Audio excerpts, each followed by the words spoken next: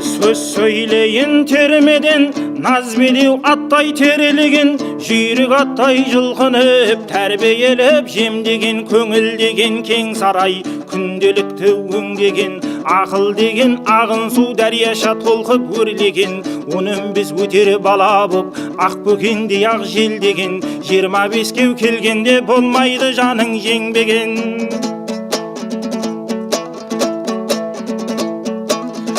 Ойға келіп 30 жас, өзінде өзау жөндеген, 40-та кәмбіл толарсың, ақылды артып теңдеген, 50-де қайтар қажырың, қайрат күшің кернеген, 60 жас анық белгілі, алдар тыңдау серлеген, 70-те қадам қысқарып отбасындау шерлеген, серікке 80 жарамас, аурудай анық меңдеген, 90 жас келсе тоғарар көңілдің отын өрлеген.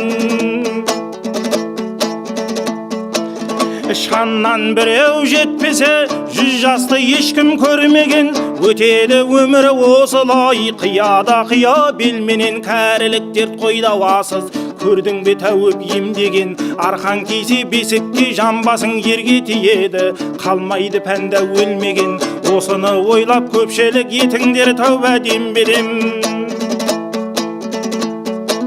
Жиналған малдан не пайда, кем қажеткеу бермеген, әкім болсаң әділ бол, байланыс қыл елменен, ырайлы жүзің болмаса, бақытың қайтар кернеген, ақын болсаң сөз тарат гүлістандай гүлдеген, жазған сөзім шырайлы, қамқатондай жерлеген.